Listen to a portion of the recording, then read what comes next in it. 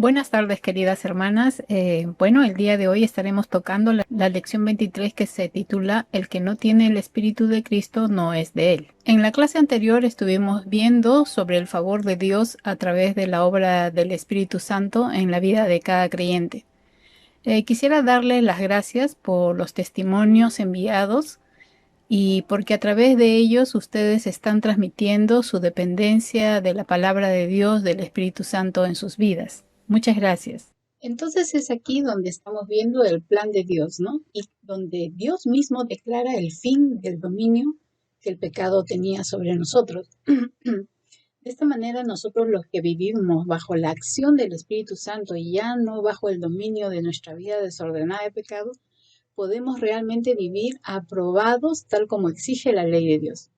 ¿Y lo vamos a hacer a través de qué? Lo vamos a hacer a través de la obediencia, porque ya no gobierna nuestra naturaleza antigua, sino que vivimos de acuerdo al Espíritu. Bueno, seguramente en tu experiencia en algún momento te has encontrado entre la espada y la pared como creyente y has tenido que tomar una decisión basada en la voluntad de Dios. Quería compartirles un poco que cuando yo era joven y todavía era soltera y aún todavía no estudiaba en el seminario bíblico, trabajaba como secretaria en un laboratorio. Mi jefe era un hombre ya bastante mayor, pero tenía muy poca paciencia, ¿no? Y como mi labor era atender las citas médicas con los jefes de área,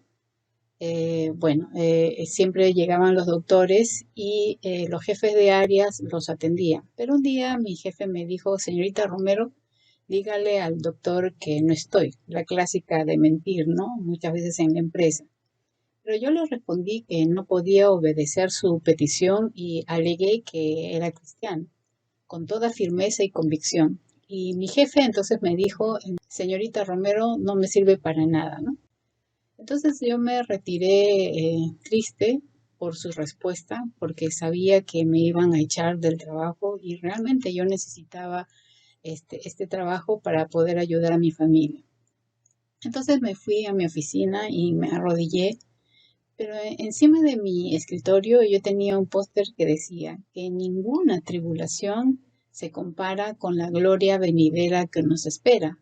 En otras palabras, ningún sufrimiento o aflicción del tiempo presente se compara con la gloria que Él nos va a revelar más adelante. Y esto lo encontramos en Romanos 8:18.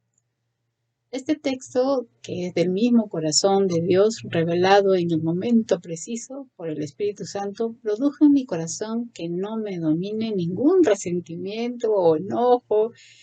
No. O sea, más bien el Espíritu Santo me llevó a orar por la salvación de mi jefe y mi corazón estaba tranquilo porque estaba obedeciendo a los mandatos de Dios, sus leyes, ¿no? No recuerdo realmente cuánto tiempo estuve orando de rodillas, pero Dios obró en el corazón de este hombre duro, ¿no? Él se acercó a mi oficina y me llamó y yo me acerqué a su oficina. No recuerdo que me haya pedido disculpas, perdón, pero sí me dijo, señorita Romero, desde ahora le confiaré la caja de dinero del área que él representaba. Nunca más me pidió que mintiera porque sabía cuál sería mi respuesta, pero cada vez me confiaba más asuntos de la empresa. Después de varios años de trabajar en este centro, tuve que renunciar porque en un congreso misionero Dios me llamó para prepararme en el seminario, en el campo justamente de misión, pero el horario de mi trabajo no me permitía prepararme. Entonces oré al Señor y Dios me permitió tener otro trabajo eventual, ¿no? Con un horario adecuado. Y cuando renuncié al laboratorio, mi jefe me preguntó cuánto me pagaban en el otro lado. La verdad es que el sueldo del otro lado era mucho menor que de la mitad de lo que me pagaban en el laboratorio. Y mi jefe me dijo, yo te pago el doble de lo que te estamos pagando ahora si es que te quedas. Y le expliqué a mi jefe que no era asunto del sueldo, sino del horario. Bueno, mi jefe vio mi firmeza y me agradeció por todo el trabajo que había realizado en mi permanencia. Posteriormente, Dios me dio un buen trabajo con el que podía estudiar, podía apoyar a mi familia y pagar también mis estudios del seminario. Realmente gracias al Señor, ¿no? Entonces, cuando dependemos del obrar del Espíritu Santo, no pecamos fácilmente porque hemos sido libres del dominio del pecado. Al ser rescatados por Jesús, el pecado no tiene ese poder que tenía antes, y dejas que el Espíritu Santo te guíe en lo que tienes que hacer. Ya no sigues a tu naturaleza pecaminosa, porque ahora que has sido trasladada al reino de Jesús, todo lo que deseas hacer es agradar al Padre, y es así como dejamos ser guiados por el Espíritu Santo. Bueno, aquí vamos a hacer un alto para hacer una pequeña tarea. Entonces vas a compartirnos en qué circunstancias la intervención del Espíritu Santo a través de su palabra te recordó que tenías que hacer lo correcto y fuiste obediente. Igualmente, compártenos en qué momento Dios a través de su Espíritu te ha recordado su palabra, pero dejaste que tus pensamientos te atraparan y controlaran y decidiste lo incorrecto. Puedes escribirlo en tu cuaderno y tomarle una foto o enviar un pequeño videíto donde compartes parte de tus vivencias. Continuando con el estudio, vamos a leer en Romanos 8:5 que dice lo siguiente: porque los que son de la carne piensan en las cosas de la carne, pero los que son del Espíritu en las cosas del Espíritu. En este texto, Pablo nos enseña que es fácil saber si es que estamos dominados por la carne, o sea, por nuestra naturaleza pecaminosa, o somos controlados por el Espíritu Santo. Pero vemos que el dominio, ya sea de la carne o del Espíritu, empieza en lo que pensamos. Ahora nuestros pensamientos pueden ser retroalimentados. Por eso aquí en Proverbios 4:23 nos menciona este texto lo siguiente: por sobre todas las cosas cuida tu corazón, porque de él mana la vida.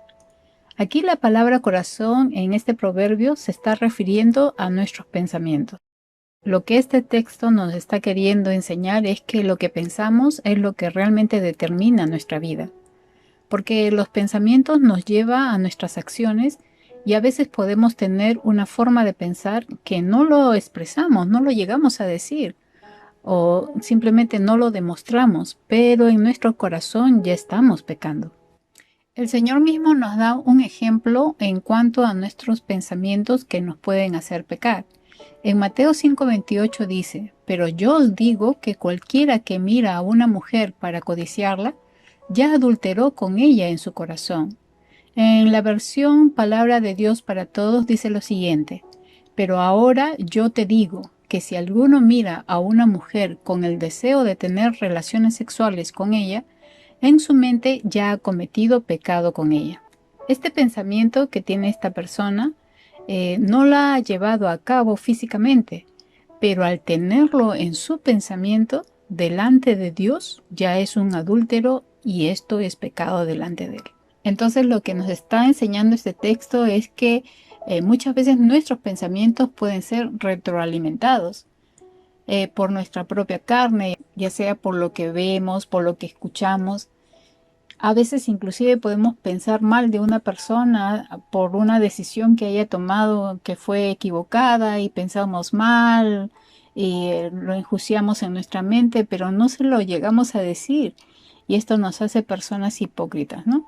A veces también podemos tener malos deseos que pueden ser celos, pueden ser envidias, hay un deseo de competencia, no lo llegamos a expresar, pero ya estamos pecando en nuestro corazón. Entonces Dios tampoco va a aprobar esto, ¿no?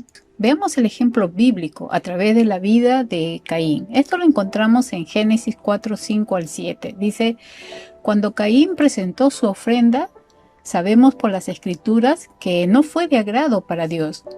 Esto llevó a Caín a que se ensañara mucho y su semblante decayó. Cuando uno se ensaña es porque deja que sus pensamientos lo lleven al enojo, al enfado, la exasperación, te irritas, y todo esto se produjo en sus pensamientos y su semblante lo demostró, porque el texto dice que su semblante decayó, estaba decaído, estaba desanimado.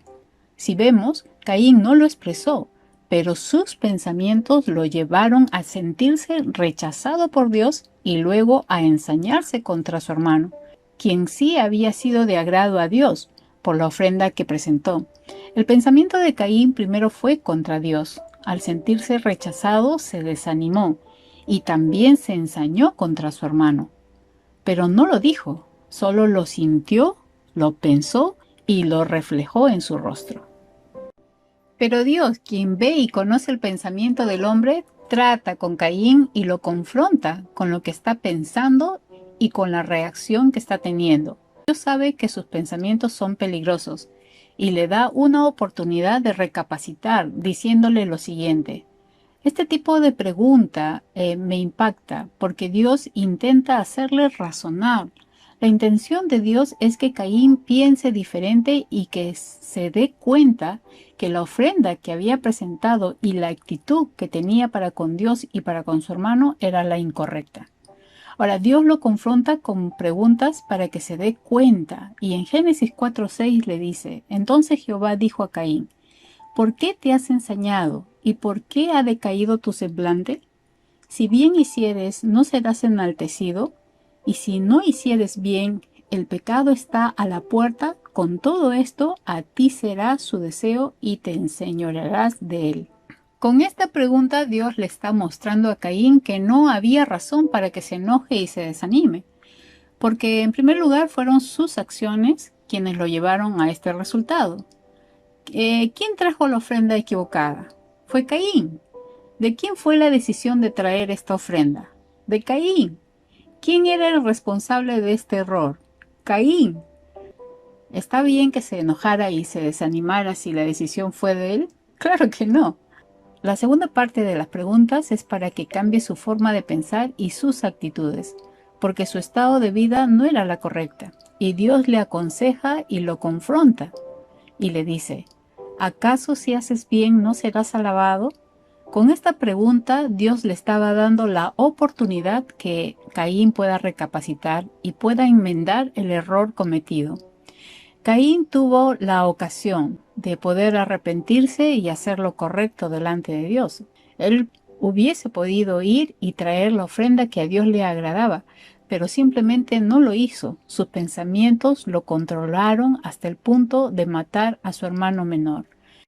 Bueno, aquí hay una frase de Martín Lutero que me gustaría mencionarla. Dice, no puedes evitar que las aves vuelen sobre tu cabeza, pero sí que hagan un nido en ella.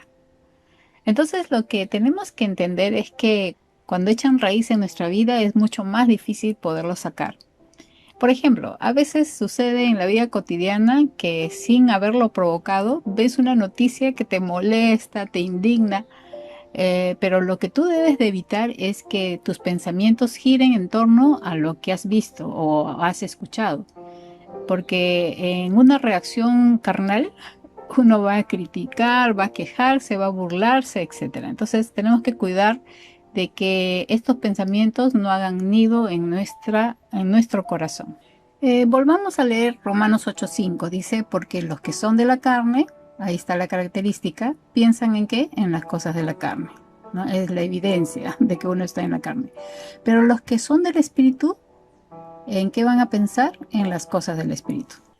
Entonces lo que podemos ver aquí en ese texto es que cuando dice que son de la carne es porque uno está dominado por ella. Son satisfacciones propias que no deseas soltar, pero a la vez se describe el área más débil de una persona.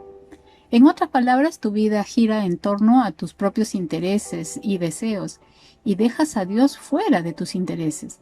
La carne es contraria al obrar del Espíritu Santo. La carne quiere alcanzar, en primer lugar, logros, tener el poder, hacerse un nombre, tener prestigio, hay pasiones desordenadas, quiere tener posesiones, quieres tener el control, ¿no? Y toda motivación es egoísta. Puedes inclusive estar en el servicio de la iglesia, pero lo que buscas es una satisfacción propia, ¿no? Reconocimiento, popularidad, etcétera, ¿no? Bueno, la lista es interminable. Veamos aquí una lista de los que piensan en las cosas de la carne. En primer lugar, el que piensa en las cosas de la carne va a invertir tiempo en sí mismo. hay una intención en seguir ciertos pensamientos. Vas a retroalimentar tus pensamientos, ¿no? Con diferentes cosas que te agradan. Eh, Estos pensamientos van a revelar la perspectiva que tienes de la vida. Vas a revelar tus valores y principios también. También vas a revelar tus deseos y los propósitos de tu corazón. Vas a revelar tu carácter y personalidad. Por lo general son personas ansiosas, gente rebelde, impacientes, gente orgullosa, vanidosa, egoístas, resentidas, son hirientes, ¿no? También los que piensan en la carne muestran su oposición a Dios y a su reino. También son incapaces de agradar a Dios, como dice Romanos 8:8, ¿no? Y dice lo siguiente: y los que viven según la carne no pueden agradar a Dios. Y en Romanos 8:7 dice: los designios de la carne son enemistad contra Dios, no se sujetan a la ley de Dios ni tampoco pueden. Entonces la naturaleza pecaminosa nos hace enemigos de Dios. Nunca pueden obedecer la ley de Dios y jamás lo harán, porque su naturaleza no puede conciliar con el obrar del Espíritu Santo. Pero en este mismo versículo, en contraste a lo de la carne, vemos en el texto lo siguiente: pero los que son del Espíritu, dice, piensan en este caso en las cosas del Espíritu. Entonces, el que piensa en las cosas del Espíritu, en primer lugar, la fuente de su vida es Dios, y todo gira en torno al Señor. Hay un texto lindo que me gustaría que lo tengas presente. Dice lo siguiente en Hechos 17:28, dice: pues en Él vivimos, nos movemos y existimos, ¿no? Pero todo gira en torno a Dios. El que busca las cosas del Espíritu tiene la palabra de Dios presente todo el día, y el Espíritu Santo le hará recordar. Su vida es fructífera, va a evidenciar los frutos del Espíritu Santo. También discierne el obrar del enemigo, ¿no? Le es fácil someterse a Dios porque hay decisiones de querer obedecer y agradar a Dios. Su meta diaria es agradar a Dios, y que al final del día el enemigo no lo acuse. Si seguimos leyendo el capítulo 8, en el versículo 6 dice lo siguiente: porque el ocuparse de la carne es muerte, pero el ocuparse del Espíritu es vida y paz. Ahora, si nosotros elegimos un estilo de vida carnal, donde Dios está ausente, esto nos va a llevar a un resultado fatal, que es la muerte espiritual. Es lo que le pasó a Eva. En ella se despertó un deseo carnal, los deseos de los ojos. Ella codició y decidió satisfacer ese deseo propio, la cual la llevó a la acción y pecó contra Dios. Ese deseo propio la llevó a la muerte espiritual. Es lo que sucede con nosotros. Si nos ocupamos en las cosas de la carne, el resultado siempre va a ser la muerte. Y tienes que entender que todo pecado es por un deseo carnal, que es rebelión contra Dios. En el versículo 13 el apóstol Pablo lo vuelve a enfatizar: porque si vivís conforme a la carne, moriréis. Ahora, ¿para qué buscar enlaces con la muerte si ahora tienes vida en Cristo? Pero ¿cuáles serían los resultados de vivir en el Espíritu? En primer lugar, estaríamos ocupándonos del Espíritu, y esta es una decisión de sumisión al Espíritu Santo. Es dejar que Él controle y guíe tu vida. Cuando dejas que el Espíritu Santo, a través de la palabra, te guíe en la vida, vas a tener pensamientos de vida y de paz en medio de cualquier circunstancia. Tenemos aquí el ejemplo de Esteban. Esto lo encontramos en Hechos 7. Nos narra cómo él empezó a dar una reseña histórica del plan de Dios con Israel, y el pueblo escuchaba atentamente, pero también mencionó que el pueblo había sido duro de corazón y que siempre se resistieron al Espíritu Santo, y que mataron a muchos profetas y que fueron desobedientes a la ley de Dios. Los líderes judíos se enfurecieron por la acusación de Esteban. Esto lo vemos en el versículo 55. Pero Esteban estaba lleno del Espíritu Santo.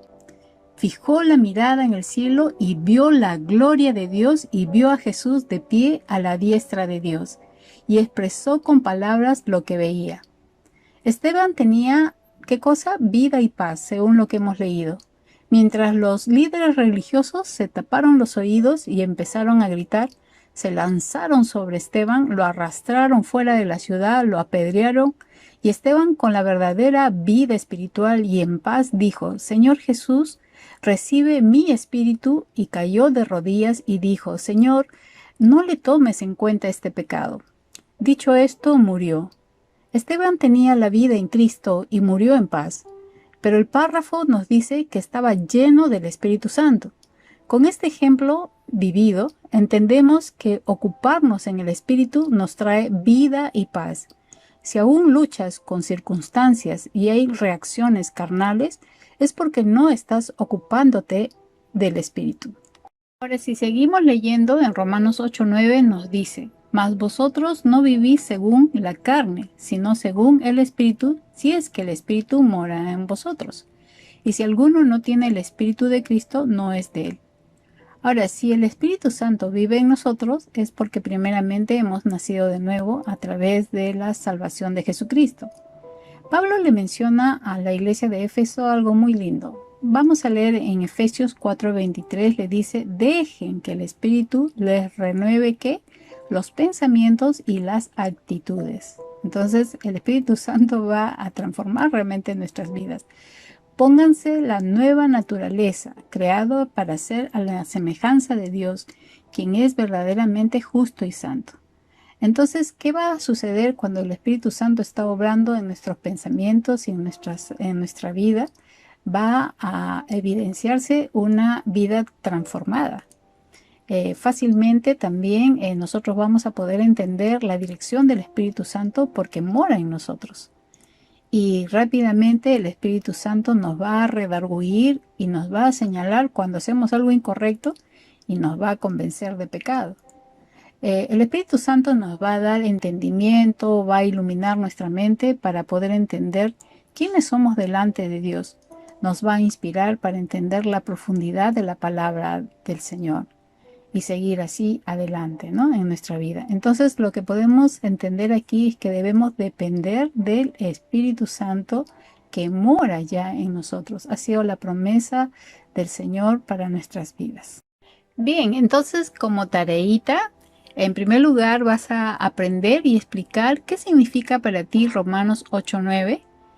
Mas vosotros no vivís según la carne, sino según el Espíritu, si es que el Espíritu mora en vosotros, y si alguno no tiene el Espíritu de Cristo, no es de él. Apréndetelo de memoria, pero también entiende para que luego lo puedas explicar. Vas a hacer un videíto con esta tarea y también la anterior, y que en todo tiempo vivamos guiados por el Espíritu Santo. Que el Señor te bendiga, te use y deja que el Señor obre a través del Espíritu Santo en tu vida. Muchas bendiciones.